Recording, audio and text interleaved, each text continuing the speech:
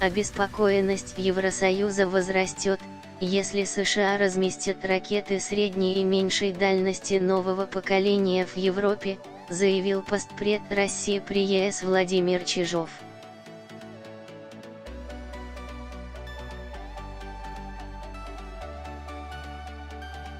Обеспокоенность есть уже сегодня, но она неизмеримо возрастет, если США пойдут на размещение нового поколения ракет средней и меньшей дальности в Европе, сказал Чижов в эфире телеканала «Россия-24», комментируя тему договора о ракетах средней и меньшей дальности, ДРСМД.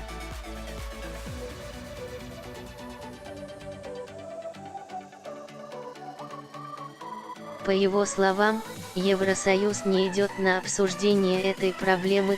Президент США Дональд Трамп сообщил в пятницу, что Вашингтон 2 февраля начинает процедуру выхода из ДРСМД.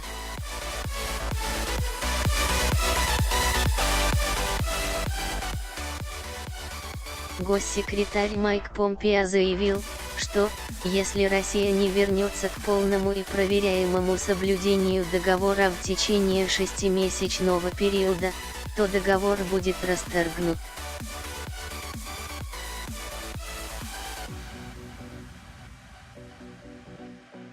Президент РФ Владимир Путин в субботу сказал, что РФ зеркально ответит на решение США выйти из ДРСМД и тоже приостанавливает участие в договоре.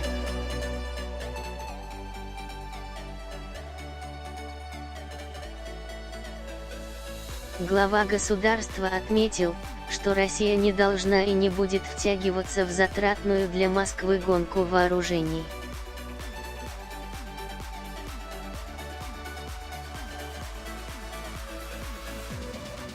При этом Путин добавил, что все предложения РФ по разоружению остаются на столе, и двери открыты, но потребовал впредь не инициировать никаких переговоров по этой проблеме.